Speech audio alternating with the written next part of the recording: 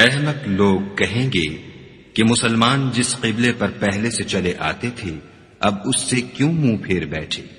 تم کہہ دو کہ مشرق اور مغرب سب خدا ہی کا ہے، وہ جس کو چاہتا ہے سیدھے رستے پر چلاتا ہے، اور اسی طرح ہم نے تم کو امت معتدل بنایا ہے تاکہ تم لوگوں پر گواہ بنو اور پیغمبر آخر الزماں تم پر گواہ بنے۔ اور جس قبلے پر تم پہلے تھے اس کو ہم نے اس لیے مقرر کیا تھا کہ معلوم کریں کہ کون ہمارے پیغمبر کا تابع رہتا ہے اور کون الٹے پاؤں پھر جاتا ہے۔ اور یہ بات یعنی تحویل قبلہ لوگوں کو گراں معلوم ہوئی، مگر جن کو خدا نے ہدایت بخشی وہ اسے گراں نہیں سمجھتے، اور خدا ایسا نہیں کہ تمہارے ایمان کو یوں ہی کھو دے، خدا تو لوگوں پر بڑا مہربان اور صاحب رحمت ہے۔ اے محمد صلی اللہ علیہ وآلہ وسلم، ہم تمہارا آسمان کی طرف منہ پھیر پھیر کر دیکھنا دیکھ رہے ہیں، سو ہم تم کو اسی قبلے کی طرف جس کو تم پسند کرتے ہو منہ کرنے کا حکم دیں گے، تو اپنا منہ مسجد حرام یعنی خانہ کعبہ کی طرف پھیر لو، اور تم لوگ جہاں ہوا کرو نماز پڑھنے کے وقت اسی مسجد کی طرف منہ کر لیا کرو۔ اور جن لوگوں کو کتاب دی گئی ہے وہ خوب جانتے ہیں کہ نیا قبلہ ان کے پروردگار کی طرف سے حق ہے، اور جو کام یہ لوگ کرتے ہیں خدا ان سے بے خبر نہیں۔ اور اگر تم ان اہل کتاب کے پاس تمام نشانیاں بھی لے کر آؤ تو بھی یہ تمہارے قبلے کی پیروی نہ کرے، اور تم بھی ان کے قبلے کی پیروی کرنے والے نہیں ہو، اور ان میں سے بھی بعض کے قبلے کے پیرو نہیں۔ اور اگر تم باوجود اس کے کہ تمہارے پاس دانش یعنی وحی خدا آ چکی ہے ان کی خواہشوں کے پیچھے چلو گے تو ظالموں میں داخل ہو جاؤ گے۔ جن لوگوں کو ہم نے کتاب دی ہے وہ ان پیغمبر آخر الزماں کو اس طرح پہچانتے ہیں جس طرح اپنے بیٹوں کو پہچانا کرتے ہیں، مگر ایک فریق ان میں سے سچی بات کو جان بوجھ کر چھپا رہا ہے۔ اے پیغمبر، یہ نیا قبلہ تمہارے پروردگار کی طرف سے حق ہے، تو تم ہرگز شک کرنے والوں میں نہ ہونا، اور ہر ایک فرقے کے لیے ایک سمت مقرر ہے جدھر وہ عبادت کے وقت منہ کیا کرتے ہیں، تو تم نیکیوں میں سبقت حاصل کرو، تم جہاں ہوگے خدا تم سب کو جمع کرے گا، بے شک خدا ہر چیز پر قادر ہے۔ اور تم جہاں سے نکلو مسجد محترم کی طرف منہ کر کے نماز پڑھا کرو، اور مسلمانوں تم جہاں ہوا کرو اسی مسجد کی طرف رخ کیا کرو۔ یہ تاکید اس لیے کی گئی ہے کہ لوگ تم کو کسی طرح کا الزام نہ دے سکے، مگر ان میں سے جو ظالم ہیں وہ الزام دیں تو دیں، سو ان سے مت ڈرنا اور مجھ سے ڈرتے رہنا۔ اور یہ بھی مقصود ہے کہ میں تم کو اپنی تمام نعمتیں بخشوں، اور یہ بھی کہ تم راہ راست پر چلو۔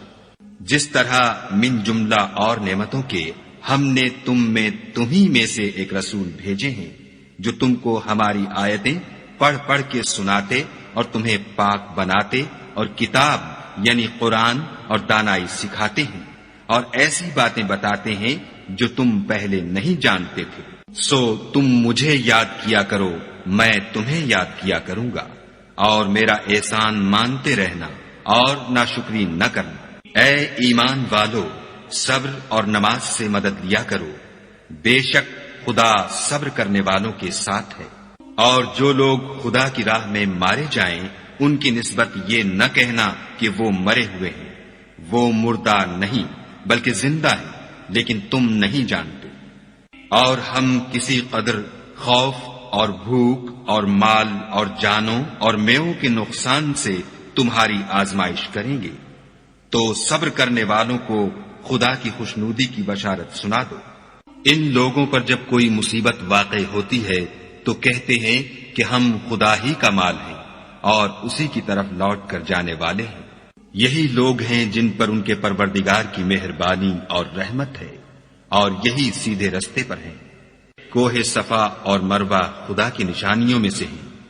تو جو شخص خانہ کعبہ کا حج یا عمرہ کرے اس پر کچھ گناہ نہیں کہ دونوں کا طواف کرے، بلکہ طواف ایک قسم کا نیک کام ہے، اور جو کوئی نیک کام کرے تو خدا قدر شناس اور دانا ہے۔ جو لوگ ہمارے حکموں اور ہدایتوں کو جو ہم نے نازل کی ہیں کسی غرض فاسد سے چھپاتے ہیں، باوجود کہ ہم نے ان لوگوں کے سمجھانے کے لیے اپنی کتاب میں کھول کھول کر بیان کر دیا ہے، ایسوں پر خدا اور تمام لعنت کرنے والے لعنت کرتے ہیں۔ ہاں، جو توبہ کرتے ہیں اور اپنی حالت درست کر لیتے اور احکام الہی کو صاف صاف بیان کر دیتے ہیں تو میں ان کے قصور معاف کر دیتا ہوں، اور میں بڑا معاف کرنے والا اور رحم والا ہوں۔ جو لوگ کافر ہوئے اور کافر ہی مرے، ایسوں پر خدا کی اور فرشتوں کی اور لوگوں کی سب کی لعنت۔ وہ ہمیشہ اسی لعنت میں گرفتار رہیں گے، ان سے نہ تو عذاب ہلکا ہی کیا جائے گا اور نہ انہیں کچھ مہلت ملے گی۔ اور لوگوں، تمہارا معبود خدائے واحد ہے، اس بڑے مہربان اور رحم والے کے سوا کوئی عبادت کے لائق نہیں۔ بے شک آسمانوں اور زمین کے پیدا کرنے میں اور رات اور دن کے ایک دوسرے کے پیچھے آنے جانے میں اور کشتیوں اور جہازوں میں جو دریا میں لوگوں کے فائدے کے لیے رواں ہیں، اور مہ میں جس کو خدا آسمان سے برساتا اور اس سے زمین کو مرنے کے بعد زندہ یعنی خشک ہوئے پیچھے سرسبز کر دیتا ہے، اور زمین پر ہر قسم کے جانور پھیلانے میں اور ہواؤں کے چلانے میں اور بادلوں میں جو آسمان اور زمین کے درمیان گھرے رہتے ہیں۔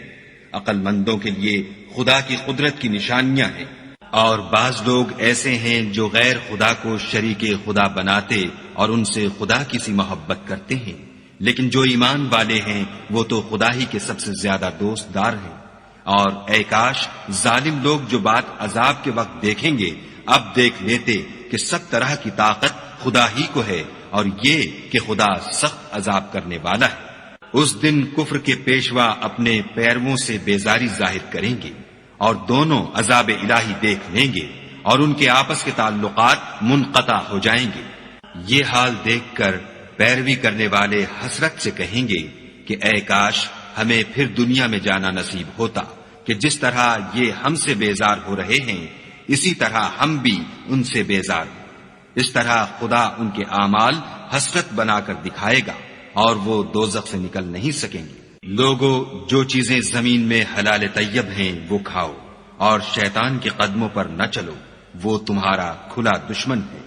وہ تم کو برائی اور بے حیائی ہی کے کام کرنے کو کہتا ہے، اور یہ بھی کہ خدا کی نسبت ایسی باتیں کہو جن کا تمہیں کچھ بھی علم نہیں۔ اور جب ان لوگوں سے کہا جاتا ہے کہ جو کتاب خدا نے نازل فرمائی ہے اس کی پیروی کرو تو کہتے ہیں نہیں، بلکہ ہم تو اسی چیز کی پیروی کریں گے جس پر ہم نے اپنے باپ دادا کو پایا۔ بھلا اگرچہ ان کے باپ دادا نہ کچھ سمجھتے ہوں اور نہ سیدھے رستے پر ہوں، تب بھی وہ انہی کی تقلید کیے جائیں گے۔ جو لوگ کافر ہیں ان کی مثال اس شخص کی سی ہے جو کسی ایسی چیز کو آواز دے جو پکار اور آواز کے سوا کچھ سن نہ سکے۔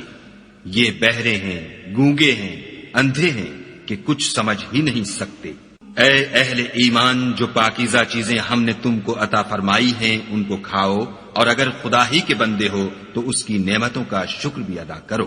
اس نے تم پر مرا ہوا جانور اور لہو اور سور کا گوشت اور جس چیز پر خدا کے سوا کسی اور کا نام پکارا جائے حرام کر دیا ہے۔ ہاں، جو ناچار ہو جائے بشرطے کہ خدا کی نافرمانی نہ کرے اور حد ضرورت سے باہر نہ نکل جائے، اس پر کچھ گناہ نہیں۔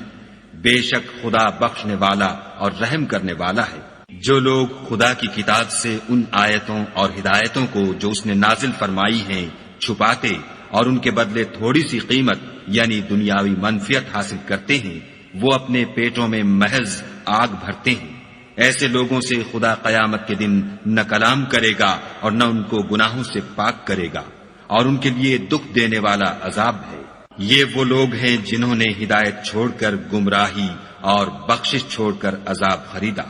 یہ آتش جہنم کی کیسی برداشت کرنے والے ہیں۔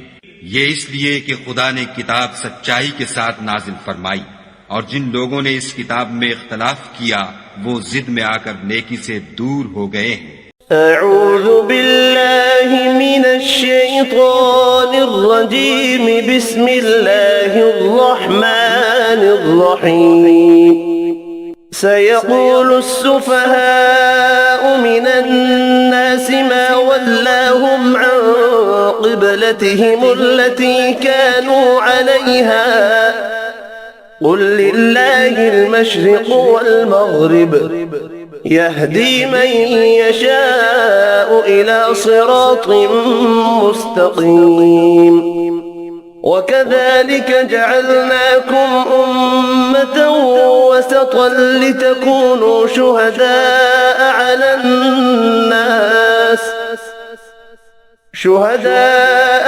الناس ويكون الرسول عليكم شهيدا وما جعلنا القبلة التي كنت عليها إلا لنعلم من يتبع الرسول ممن ينقلب على عقبيه وإن كانت لكبيرة إلا على الذين هدى الله وما كان الله ليضيع إيمانكم إن الله بالناس لرؤوف رحيم قد نرى تقلب وجهك في السماء فلنولينك قبلة ترضاها فول وجهك شطر المسجد الحرام وحيث ما كنتم فولوا وجوهكم شطره وإن الذين أوتوا الكتاب ليعلمون أنه الحق من ربهم وما الله بغافل عما يعملون ولئن أتيت الذين أوتوا الكتاب بكل آية ما تبعوا قبلتك وما أنت بتابع قبلتهم وما بعضهم بتابع قبلة بعض ولئن اتبعت أهواءهم من بعد ما جاءك من العلم إنك إذا لمن الظالمين الذين آتيناهم الكتاب يعرفونه كما يعرفون أبناءهم وإن فريقا منهم ليكتمون الحق وهم يعلمون الحق من ربك فلا تكونن من الممترين ولكل وجهة هو موليها فاستبقوا الخيرات أينما تكونوا يأت بكم الله جميعا إن الله على كل شيء قدير ومن حيث خرجت فول وجهك شطر المسجد الحرام وإنه للحق من ربك وما الله بغافل عما تعملون ومن حيث خرجت فول وجهك شطر المسجد الحرام وحيث ما كنتم فولوا وجوهكم شطره لئلا يكون للناس عليكم حجة إلا الذين ظلموا منهم فلا تخشوهم واخشوني ولأتم نعمتي عليكم ولعلكم تهتدون كما أرسلنا فيكم رسولا منكم يتلو عليكم آياتنا ويزكيكم ويعلمكم الكتاب والحكمة ويعلمكم ما لم تكونوا تعلمون فاذكروني أذكركم واشكروا لي ولا تكفرون يا أيها الذين آمنوا استعينوا بالصبر والصلاة إن الله مع الصابرين ولا تقولوا لمن يقتل في سبيل الله أموات بل أحياء ولكن لا تشعرون ولنبلونكم بشيء من الخوف والجوع ونقص من الأموال والأنفس والثمرات وبشر الصابرين الذين إذا أصابتهم مصيبة قالوا إنا لله وإنا إليه راجعون صلوات من ربهم ورحمة وأولئك هم المهتدون. إن الصفا والمروة من شعائر الله، فمن حج البيت أو اعتمر فلا جناح عليه أن يطوف بهما، ومن تطوع خيرا فإن الله شاكر عليم. إن الذين يكتمون ما أنزلنا من البينات والهدى من بعد ما بيناه للناس في الكتاب أولئك يلعنهم الله ويلعنهم اللاعنون، إلا الذين تابوا وأصلحوا وبينوا فأولئك أتوب عليهم وأنا التواب الرحيم. إن الذين كفروا وماتوا وهم كفار أولئك عليهم لعنة الله والملائكة والناس أجمعين، خالدين فيها لا يخفف عنهم العذاب ولا هم ينظرون. وإلهكم إله واحد لا إله إلا هو الرحمن الرحيم. إن في خلق السماوات والأرض واختلاف الليل والنهار والفلك التي تجري في البحر بما ينفع الناس وما أنزل الله من السماء من ماء فأحيا به الأرض بعد موتها وبث فيها من كل دابة، وتصريف الرياح والسحاب المسخر بين السماء والأرض لآيات لقوم يعقلون. ومن الناس من يتخذ من دون الله أندادا يحبونهم كحب الله، والذين آمنوا أشد حبا لله ولو يرى الذين ظلموا إذ يرون العذاب أن القوة لله جميعا وأن الله شديد العذاب. إذ تبرأ الذين اتبعوا من الذين اتبعوا ورأوا العذاب وتقطعت بهم الأسباب. وقال الذين اتبعوا لو أن لنا كرة فنتبرأ منهم كما تبرأوا منا،